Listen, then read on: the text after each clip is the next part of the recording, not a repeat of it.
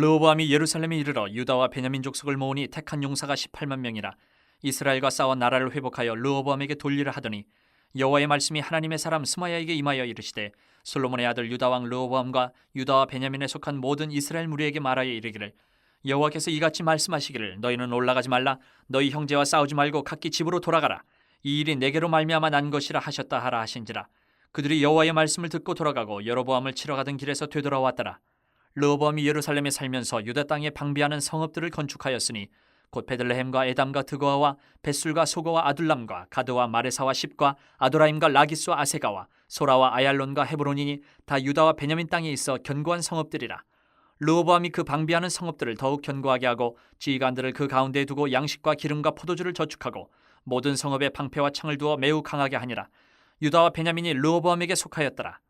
온 이스라엘의 제사장들과 레위 사람들이 그들의 모든 지방에서부터 르호보암에게 돌아오되 레위 사람들이 자기들의 마을들과 산업을 떠나 유다와 예루살렘에 이르렀으니 이는 여로보암과 그의 아들들이 그들을 해임하여 여호와께 제사장의 직분을 행하지 못하게 하고 여로보암이 여러 산당과 순념소 우상과 자기가 만든 송아지 우상을 위하여 친히 제사장들을 세움이라. 이스라엘 모든 지파 중에 마음을 굳게 하여 이스라엘의 하나님 여호와를 찾는 자들이 레위 사람들을 따라 예루살렘에 이르러 그들의 조상들의 하나님 여호와께 제사하고자 한지라. 그러므로 3년 동안 유다 나라를 도와 솔로몬의 아들 르호보암을 강성하게 하였으니 이는 무리가 3년 동안을 다윗과 솔로몬의 길로 행하였음이더라. 르호보암이 다윗의 아들 여르못의 딸 마할랏을 아내로 삼았으니 마할랏은 이새의 아들 엘리압의 딸 아비하일의 소생이라.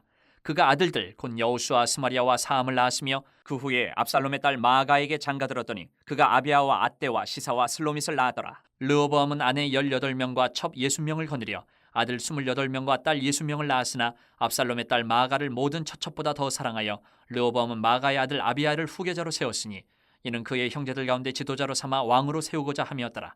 르호보암이 지혜롭게 행하여 그의 모든 아들을 유다와 베냐민의 온 땅 모든 견고한 성읍에 흩어 살게 하고 양식을 후히 주고 아내를 많이 구하여 주었더라. 솔로몬이 죽고 이스라엘이 남유다 북이스라엘로 분열됐습니다. 그 분열된 이후로 한동안 북이스라엘에 있던 백성들이 남유다로 다시 돌아오는 일들이 있었습니다. 이것은 그 이유는 북이스라엘의 왕이 된 여로보암이 하나님 앞에 죄를 범했기 때문에 그런 일들이 일어났어요. 하나님이 여로보암에게 나라를 맡기셨지만 그 권세를 하나님 앞에서 잘 유지를 하지를 못하고 다시 그냥 나락으로 떨어지는 일이 생겼기 때문에 그렇습니다. 이런 모습들을 보면 한 공동체, 나라에 교회든 나라든 어떤 공동체에 분열이 일어나는 것, 또 평화가 주어지는 것, 이 모든 것 다 하나님이 주관하신다라는 거죠. 르호보암은 남유다의 왕이 됐고 여로보암은 북이스라엘의 왕이 됐습니다. 남유다의 르호보암은 북이스라엘이 반역자이기 때문에 자신을 반역하고 쪼개어져 나간 무리이기 때문에 이들을 전쟁을 통해서 진압을 하려고 마음을 먹었습니다. 그래서 대군을 모아서 전쟁을 준비를 했습니다. 북쪽으로 쳐들어가서 그들을 진멸하려고. 그런데 하나님이 4절을 보니까 이 일이 북과 남으로 나누어진 일이, 분열이 된 일이, 이 일이 내게로 말미암아 난 것이다 라고 말씀을 하세요. 선지자를 보내서 이거 내가 이렇게 한 거야 이렇게 말씀하시면서 전쟁을 하지 못하도록 막으십니다. 올라가지 말라, 집으로 돌아가라 말씀을 하세요. 겉보기에는 하나된 나라가 남북으로 분열이 됐으니 실패한 것처럼 보입니다. 그런데 그것이 하나님의 주권이다, 주권 아래에 있다라는 거예요. 하나님께서는 혼란, 갈등을 통해서도 당신의 뜻을 이루어 가십니다. 무력보다는 이 말씀 앞에 순종하는 사람을 통해서 평화를 이루어 가세요.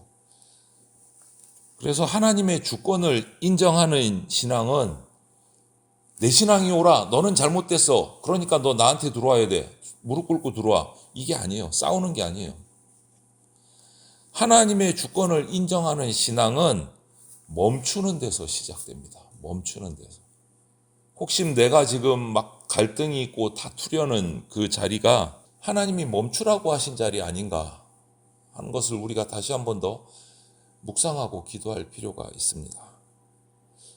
그런데 르호보암이 하나님 말씀에 이때 순종을 했어요.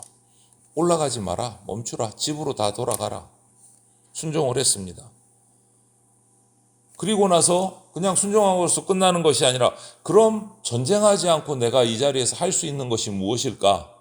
그래서 그는 전쟁을 대비합니다. 요새를 세우고 병기를 준비하고 군량미를 준비하고, 순종을 해서 전쟁은 중단했지만 왕으로서 할 일들을, 다시 다른 일들을 찾아서 해나가요.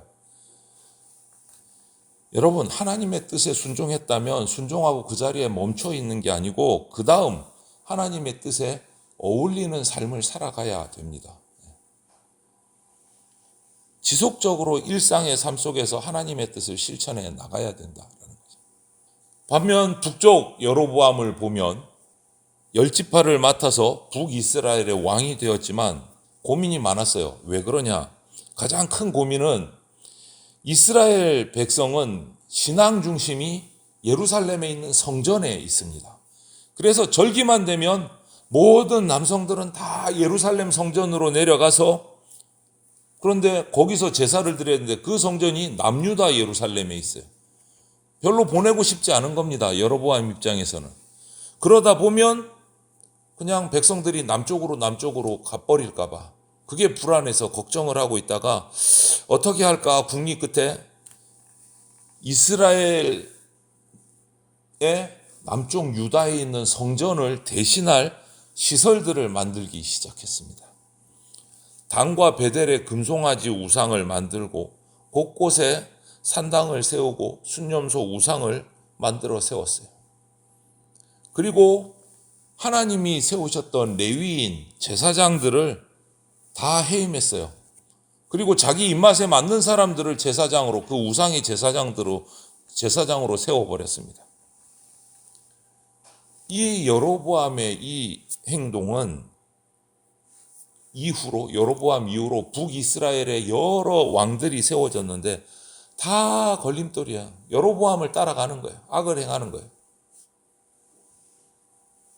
하나님의 축복으로 10지파를 데리고 나라를 세울 정말 절호의 기회를 얻었지만 스스로 그냥 멸망의 길, 멸망으로 가는 군주가 되어버린 거예요.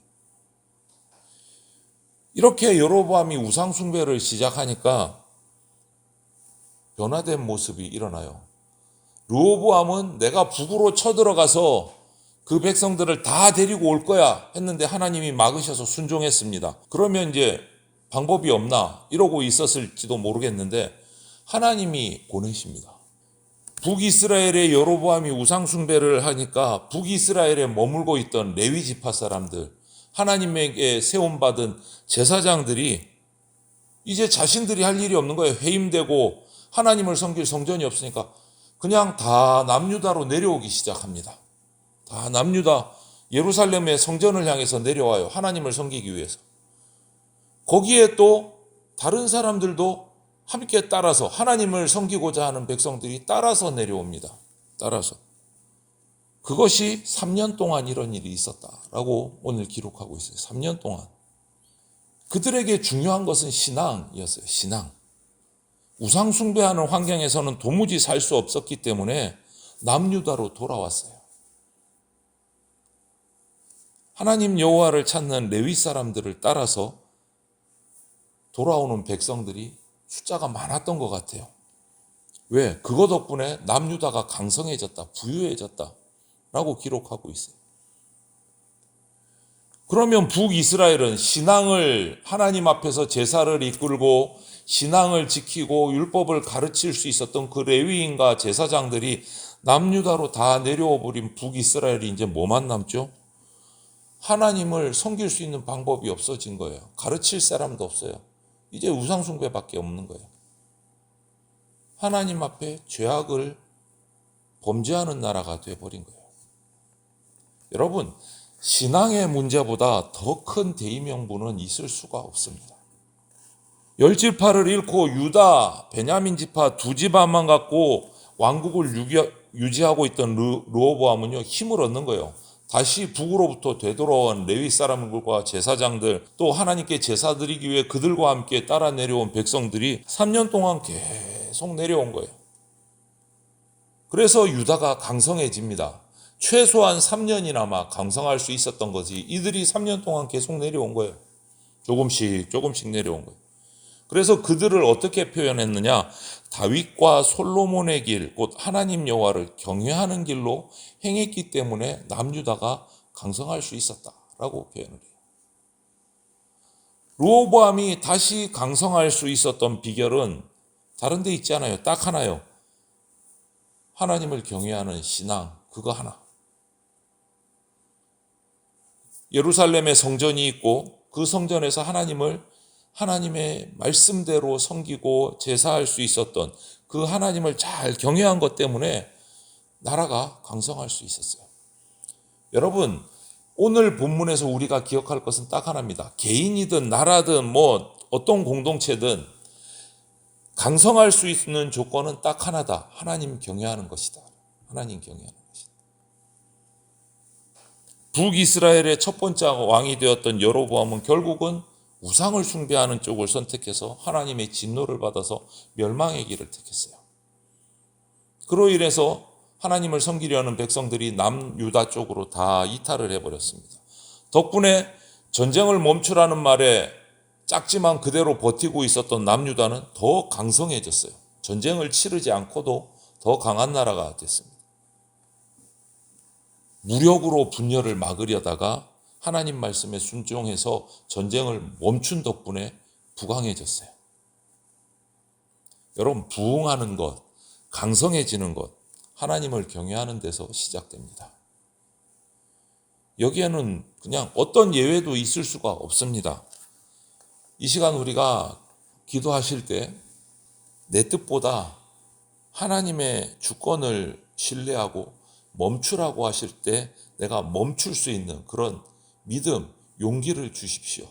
하나님의 뜻을 우선하는 삶을 살게 해 주십시오. 우리가 이렇게 기도하면서 나가시기를 주님의 이름으로 축원을 드립니다. 아멘.